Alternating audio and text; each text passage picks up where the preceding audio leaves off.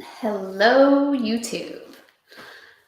It's been a while, and I would like to start by thanking those of you that reached out to me with messages and asked if I'm all right. I'm all right.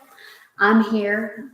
Um, it just got to be a really long and cumbersome winter with everything that was going on globally and politically and personally. But I am so relieved that it's a new year. Happy New Year. Happy 2021.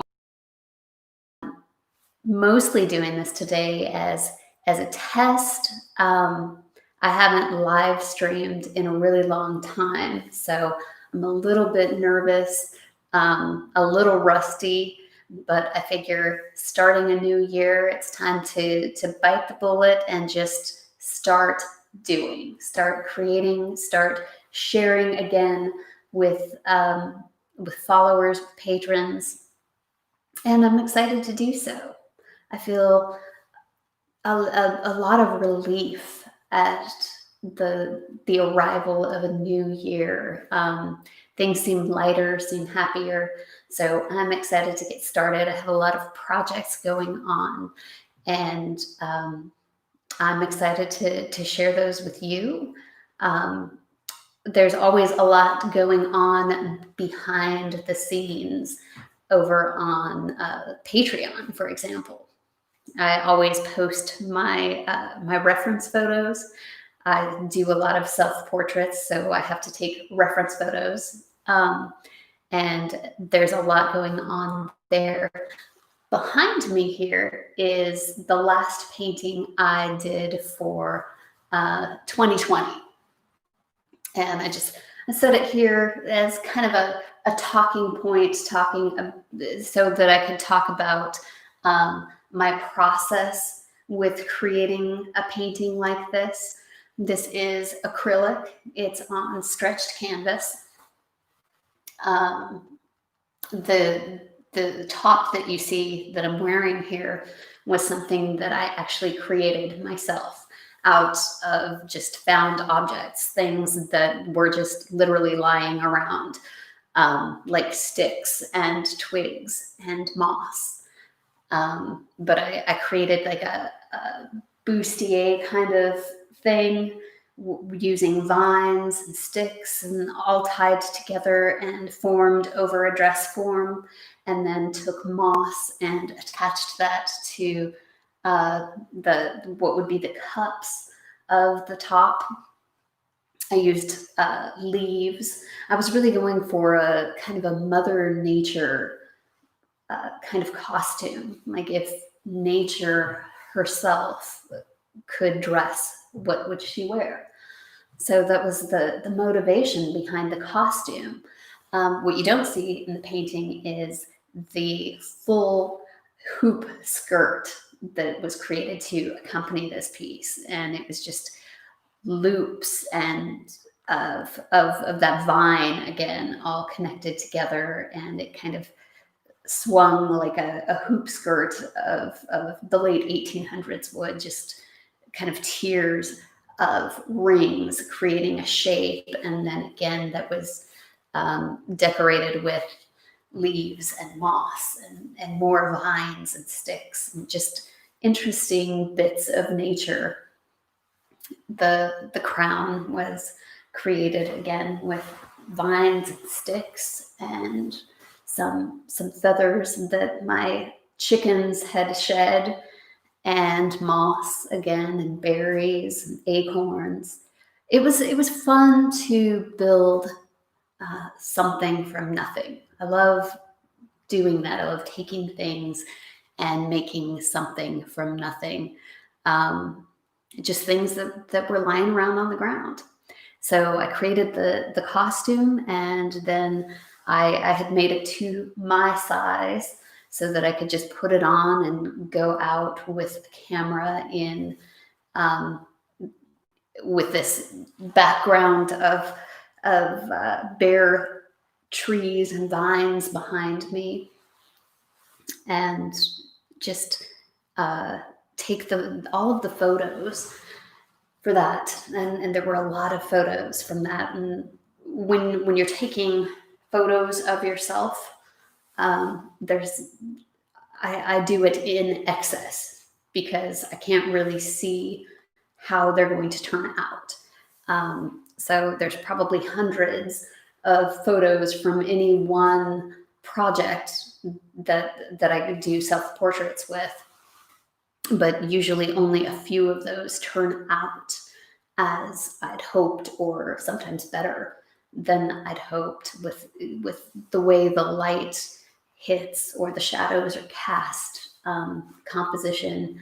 And a lot of that can be manipulated later in studio, on the computer.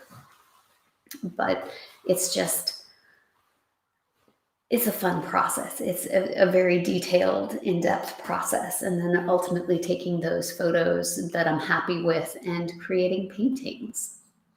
A lot of times I get questions about my intention of, what does this painting mean? What is this work of art all about?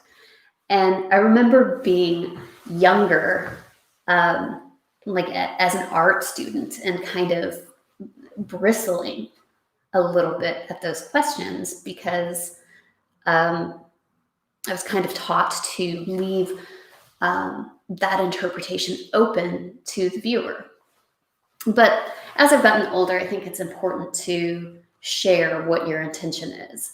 And for me, with self-portraits, and the reason that I do them so much is because they are a reflection of my inner workings, my inner mood, my feelings, my thoughts. And I want to express something of myself. And I can definitely relate to how other people feel about certain things, but I know myself. I know what I'm thinking and what I'm feeling. So that's why I often go to self-portraits.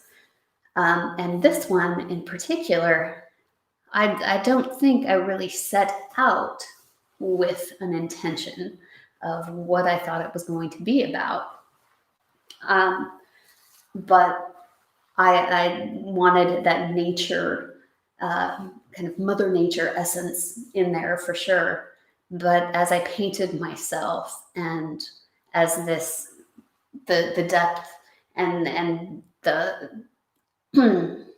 the face really became developed, I saw this expression on this face of someone that is like nature, a force to be reckoned with. So this painting kind of became this internal interpretation of who I strive to be, rather than being a nervous person or a worrisome person. I want to be more that higher self, that person that is calm and intuitive and unapologetic in the life I live and the choices I make. So there's the meaning behind this piece, becoming that higher self, that force of nature, and free and comfortable within my own skin. The process of creating this kind of painting with a very busy background, it's always simpler and so much easier to choose a background that is not busy, that is like a distant landscape or a solid color, or kind of has that airy school photograph quality. But I've often painted landscapes.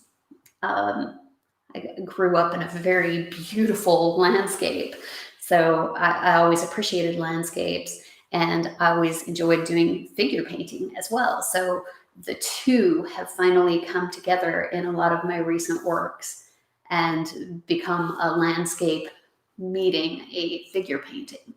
So I don't keep a simple background, but it's always easier to complete and really get a background on a two-dimensional surface before you do the foreground, or in this case, the figure.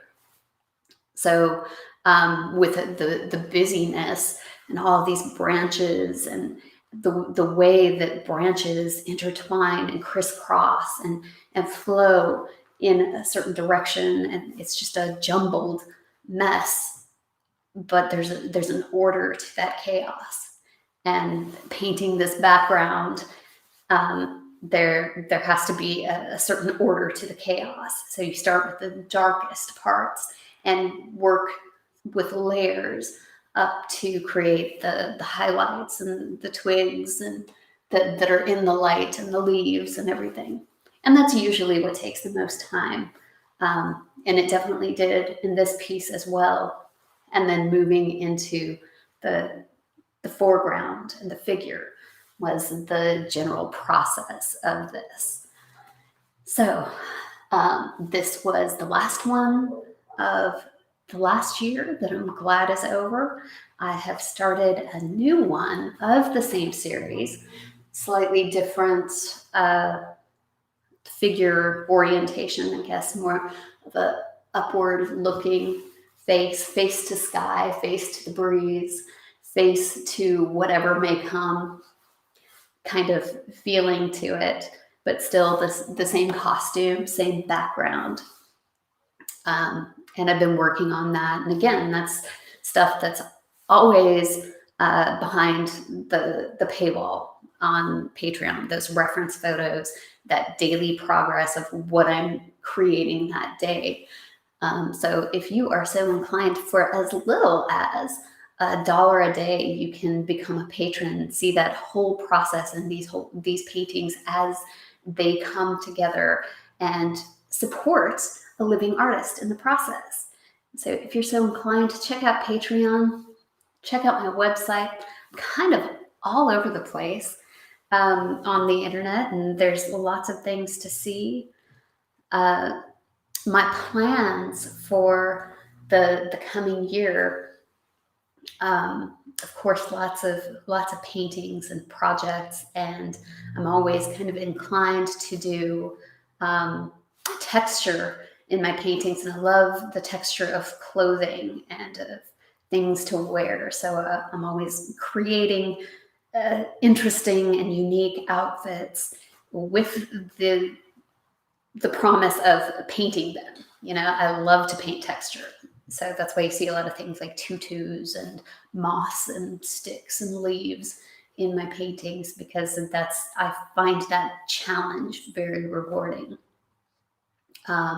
Also thinking about going into some more three-dimensional things.